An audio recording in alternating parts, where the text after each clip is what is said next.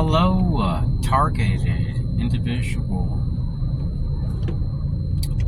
There was a time where I would just walk in this area right here, so that way cars driving by could clearly see me walking, so that way I would feel safe. If you're a targeted individual and you're experiencing false accusations, try to walk in areas where you're clearly seen.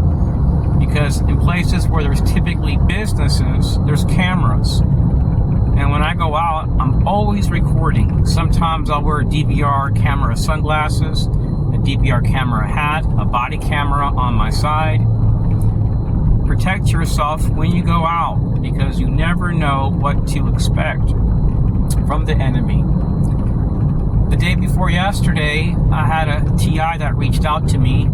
They wanted a copy of the letter that was sent to me by the CIA headquarters in Langley, Virginia. I've been waiting about, I think, 2 years to get access to my Privacy Act request. Chances are they're not going to give it to me. I noticed that when I filed for this Privacy Act request, I experienced a significant increase in targeted harassment in proximity to where I live at, and I was being mobbed by 8A business vendors, and these people were slandering me in the worst ways imaginable, to the point where I no longer felt comfortable walking in a rural town on the outskirts of Orlando, Florida. I was being treated in the same exact manner I was being treated when I lived in Austin, Texas. So when I shared this file, Facebook refused to allow me to post other pictures on Facebook. And posts that I make in groups sometimes is sent to my main page. So this is not coming from moderators of these groups, but somebody from the inside of this corporation, which gives me the assumption that Facebook is essentially a CIA surveillance tool.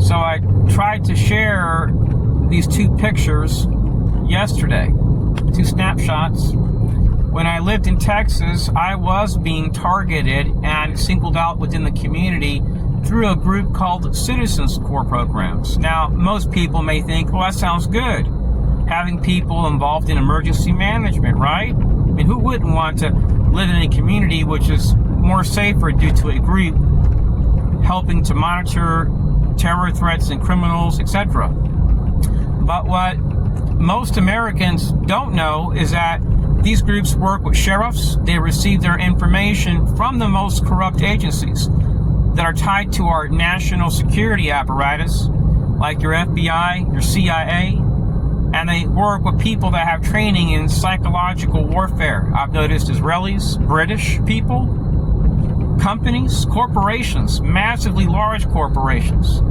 of people which sign non-disclosure agreements and which are profiting off of harming you, essentially mobbing you for years. They're doing what it takes to create a problem. When you're in this type of situation where you reach out to police chiefs, DHS, FBI, CIA, NSA, and people just slam phones, ignore you when you're asking for help, I encourage you guys, if you have the money, to spend like $25. Look at the site called Search Quarry. For $25 a year, it will allow you to run unlimited background checks. So if you're confronted where you walk, where you eat, where you worship, at airports, where you do anything human, you can figure out, is this car a government leased vehicle? Does this vehicle have a burner tag? Does the VIN match with our government's records? So you can figure out if the VIN has been changed. You can figure out at times if you're dealing with a federal agency or a sheriff, somebody which is trying to profit off of these activities. And it'll help you to see a pattern or a practice which defies the probability of an event. See, what I've experienced here in Florida defies the probability of an event.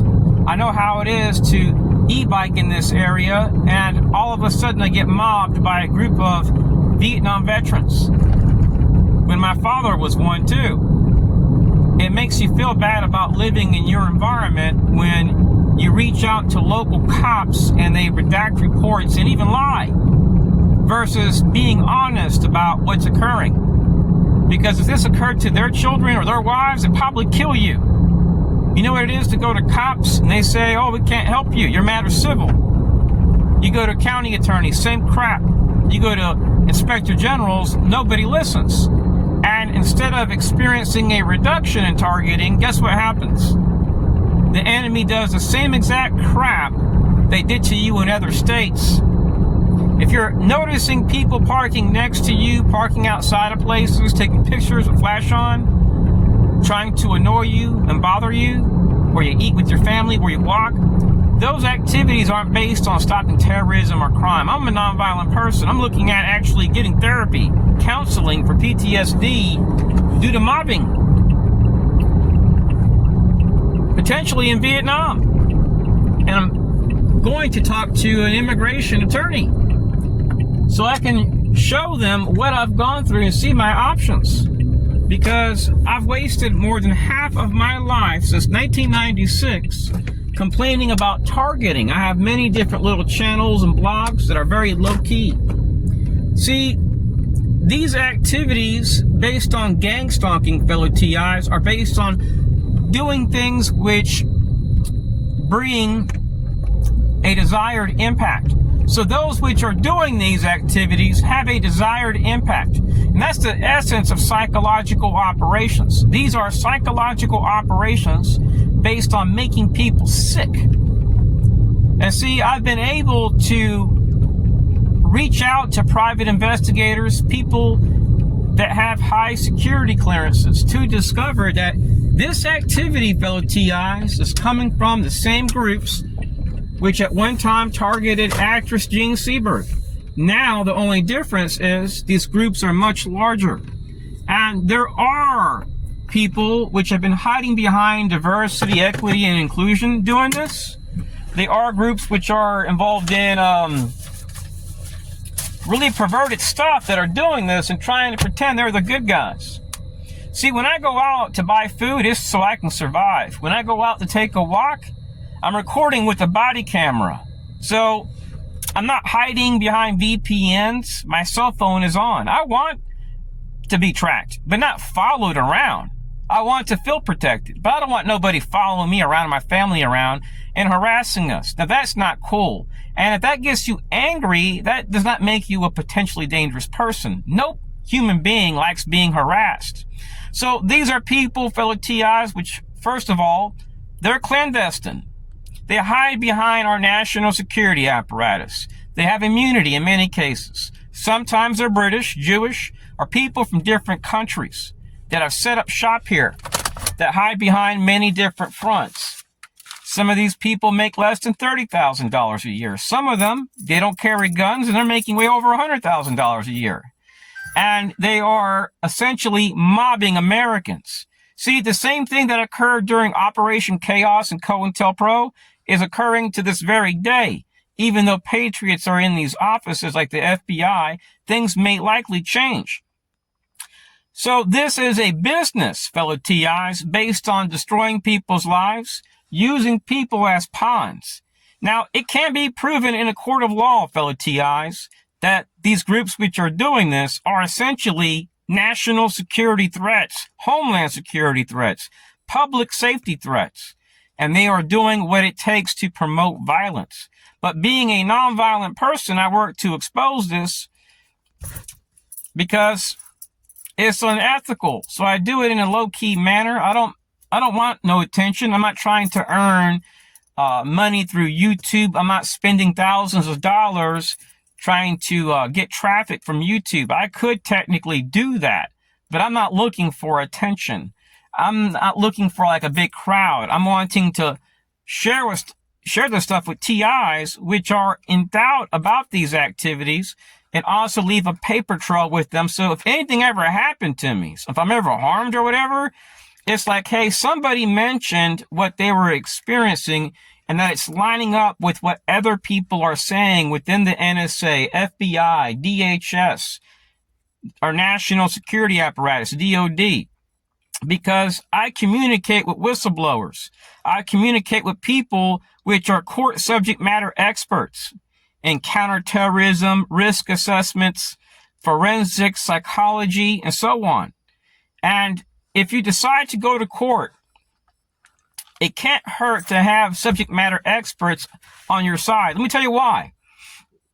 How many times have you seen court subject matter experts utilized in our cases when it comes as far as targeting? It's very rare because a lot of people don't have the money. But when you can prove a pattern or practice which defies the probability of an event, that can be useful. If you utilize Search Query and you see when you do background checks on these perpetrators that they have a LinkedIn profile, but they have no social media profile, that's really common.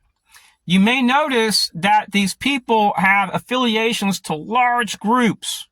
And then when you start looking at their stuff, you see that they try to portray themselves as being this good person, which is upright, kind of like most police chiefs. A lot of them are good guys, but they are a team player, an interagency partner.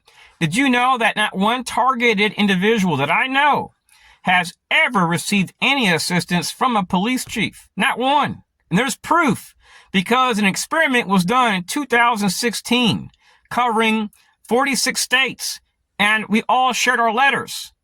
We all waited for responses. We even did emails. We sent emails out to police chiefs. Not one responded back. And we were reporting horrible stuff, from shootings to assaults. Not one responded back when they have a duty to investigate. And some of these people are disabled. And in many states, when you are classified as disabled, they have a duty to protect. This is to show you the level of corruption within the United States. Now, the FBI is far worse. The FBI has been informed of stuff which has been linked to the same things that they're supposed to prevent. But what do you think they do? They've been spotted in the past with CIA agents working on cases not about stopping terrorism or crime, but to promote it. If they were not a government entity, fellow TIs, and they weren't granted immunity, they would technically be a national security threat, kind of like those which targeted Trump. These people are below pedophiles, in my opinion. Now, I'm not saying that in relation to like the FBI or CIA. I'm talking about those which strictly mob and harass people while portraying themselves as a good guy. Now, imagine you're an FBI agent and you're having people harass you, and you have video proof, court subject matter experts that are ex-law enforcement, private investigators, which are ex-law enforcement. You go to cops, your county attorney, you talk to federal agencies, they slam phones. What would you do? Most likely you would buy like pepper spray, something, right? To protect yourself from these threats. So what the threat does is they harass you and harass you and harass you in hopes that you will respond so they can say, we told you so, he was dangerous. When you were never dangerous. You just requested from the government that your constitutional rights be protected and that you would be helped. But versus helping you, guess what they do? The same thing the terror threats do, fellow TIs. Time and time again, fellow TIs, we have seen that terrorist acts that have occurred within the the United States have typically always been linked to the same agencies behind most, if not all, terrorism. And even ex-FBI agent Ted Gunderson quoted that before he passed away, along with another CIA agent. So these activities come with predictable indicators. Versus leaving you alone, they push, and push. So that way it justifies their wasteful, illegal operations. God bless. Say no to violence. Peace.